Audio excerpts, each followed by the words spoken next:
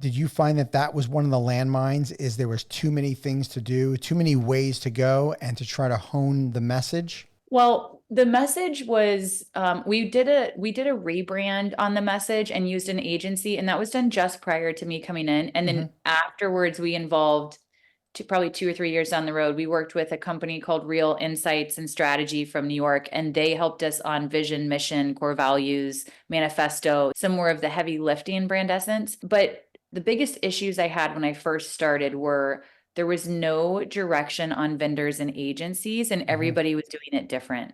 So there was a big cleanup process that had to happen before you could then say, let's put all the brand pillars in place. Hmm. Because putting the brand pillars in place of all these ships that are out rocking in the sea, it just wasn't steady. So I had to like say, okay, bring it back to the drawing board.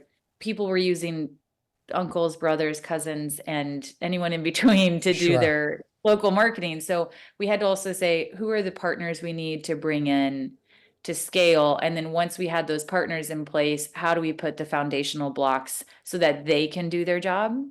So there's usually a cleanup process that happens, in your first 20 units, messes happen, which it's supposed to. That's like the nest egg. And then it's like, great. Now what's like the model for 200? Hmm. It's usually not built off of the initial first concept in most cases. Sure. Okay. So what was the silver bullet? How did you grow to 200 so quickly?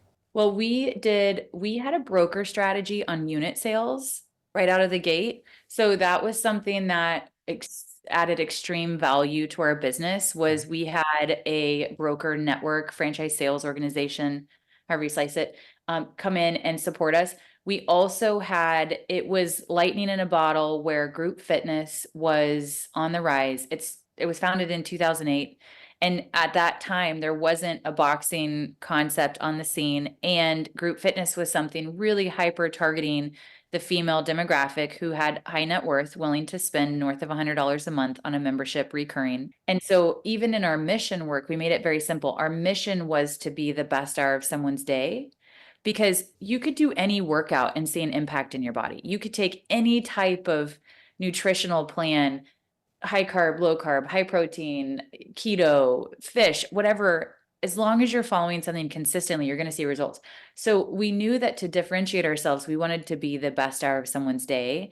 And that brand work was really where we saw it take off of saying, if we focus solely on being excellent at customer engagement, member retention, onboarding first time guests, and we promise when you're in our four walls to forget about your life, to be the best hour of your day. That was the sticky factor for customers and raving fans. I would say the unit growth was mainly brokers early on, and then we switched to an organic. And then we had multi-unit, right? So they're opening two or three, four Hmm. different locations. But really, from the customer point of view, like honing in on what the mission was, it's so different than what you think it is when you actually dial down to say, if someone's spending an hour of their time with you in a day, that's precious time for anyone. You better make it the best and they'll keep coming back. So Yeah. that ultimately was our mission. And once we identified that, it was really a high amount of raving fans. We had a net promoter score and like it was like 89 net promoter Oh my score, very goodness. high. That is Yeah. wild. Wow. You said something though that it can't be overlooked because a lot of emerging founders, I don't think, realize specifically who their targeted audience is that they're Yeah. marketing effectively. You knew who your targeted audience was for title boxing that I could have easily seen gone all wrong. And you try to be, when you try to be everything to everybody, you focus on nothing. But you knew Correct. exactly who your audience was. How did you know that it was the 35-year-old woman was the person that you should target? Well, there's a couple of things to look at when identifying your core customer persona. Number one, you always have more than one target demographic. You have the ideal, and then you Mm-hmm. have two, three, four.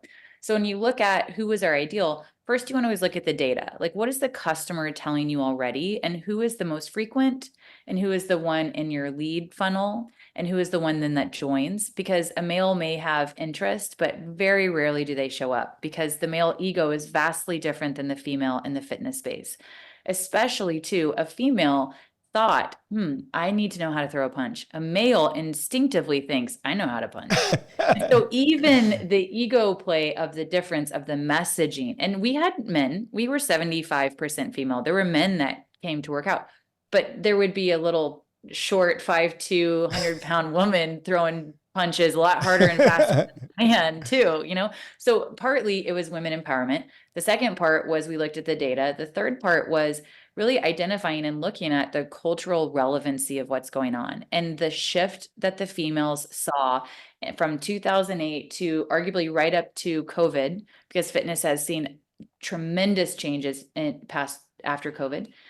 The female was in a boutique fitness center looking for connection, community, and a good workout and results. And so we knew, and the males just don't, they go to the golf course, they go to work, they have different outlets. Right. But the female was really, really seeking that at that time. She's looking for different things today, and it has changed. Boutique fitness is completely different, and HVLC, high volume, low cost gyms are surging right now. And it's actually the 18-year-old male that's a big buying demographic. But when you look at the trends, we first saw who's coming to the location, who do we want to target, who is our buying demographic, and who's making the decisions, and how do we reach her? So then we really narrowed in on the ads of what do you say and what channel, how often, how frequent, how much do you spend? But if you don't know the target, you're just shooting in the dark. Right. So many franchisees are willing to spend the money, but then they have distrust in the franchisor because they say, I tried this digital agency and it didn't work, and that's on you. But if the franchisor is not doing the job on the front end of finding the core demographic, the target messaging, the positioning, the strategy, the story, and most of all, what's in it for the customer, then you could put $1,000 a month in ad spend and it's still not going to net you people that convert, because you can get leads, but you want them to also come into your studios or to your locations, and if you're a membership model, you look at lead to first time show to membership to retention. And oftentimes I would get calls and say, Brooke, I have a marketing problem. Help me with leads. And we would look at the data, and they didn't have a lead issue. They had a first time show rate issue. So what we did was say, great, people are interested, but then they get scared and they don't come in. So we introduced onboarding to them to say, great, you just expressed interest. I'm going to send you a video. I personally did the video myself, again, standing in a title boxing club location saying, I'm going to show you the ropes of what happens in your first class. I walked them through. I showed them what the process was, what the class is like. Here's the explanation. We can't wait to see you. We have everything you need. All you have to do is show up.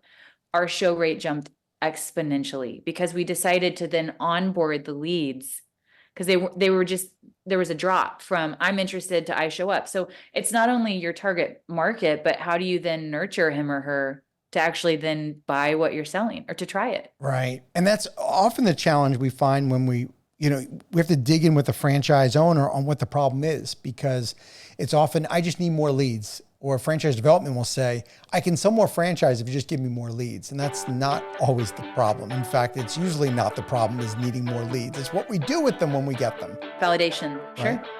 Thank you for tuning into the Emerging Franchise Brands podcast. For additional insights, guest applications, and to stay connected, visit us at efbpodcast.com. The Emerging Franchise Brands podcast is for entertainment purposes only, and the views expressed do not necessarily represent those of Emerging Franchise Brands, its host Frank Fumey, or Emerging Franchise Group, LLC. Any discussed franchise or investment opportunity requires thorough investigation, obtaining proper disclosure documents, and expert consultation before making any investment decisions. The podcast and its host do not offer professional advice or endorsements, and they hold no responsibility for actions, representations, accuracy, or consequential damages related to the podcast content.